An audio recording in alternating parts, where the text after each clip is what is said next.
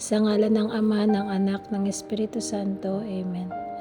Lord, maraming salamat po dahil hindi mo kami pinabayaan nitong buong maghapon. Maraming salamat po sa paggabay mo sa amin. Maraming salamat po dahil hindi mo po kami iniwan sa mga pagsubok na aming pinagdadaanan.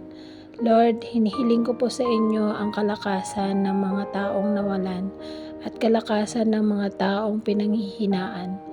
Lord, wag mo po sana silang pababayaan sa kanilang mga pinagdadaanan. Lord, maraming salamat po dahil hindi ka po nagsasawang ipagkaloob sa amin ang buong pagmamahal at pagpapatawad mo. Lord, sana po'y tanggalin mo ang galit at puot sa mga taong may galit sa bawat isa. Lord, maraming salamat po sa patuloy na paggabay sa aming mga pamilya na nasa Pilipinas. Salamat din po sa paggabay sa aming mga OFW dito sa ibang bansa. Bigyan mo po pa sana kami ng lakas at tibay ng loob upang matapos ang aming mga kontrata at makapiling na ang aming mga anak, mga pamilya, mga magulang at kaibigan. Lord, maraming salamat po pagkat hindi mo po kami pinapabayaan sa lahat ng pagsubok. Lord, sana po ay patuloy mo pa po kaming bigyan ng lakas at tibay ng loob at buong pananampalataya sa iyo. Lord, maraming salamat dahil sa kabila ng lahat ay hindi mo kami pinapabayaan.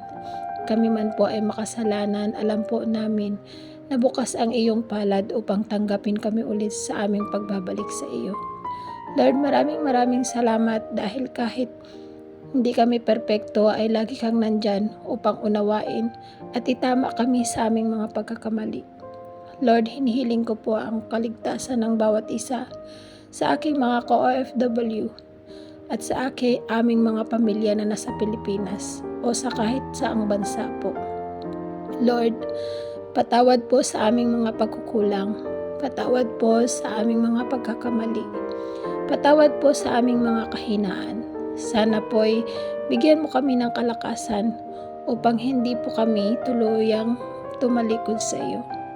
Maraming salamat din po sa patuloy na pagtanggap sa amin kahit po kami ay paulit-ulit na naliliko.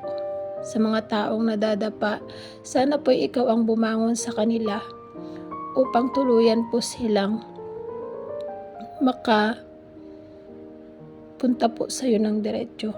Lord, taos puso ko pong ipinagpapasalamat sa iyo ang paggabay at pagtulong mo sa akin sa aking mga problema. Ganun na din po na ipinapanalangin ko ang mga taong hindi pinanghinaan ng loob.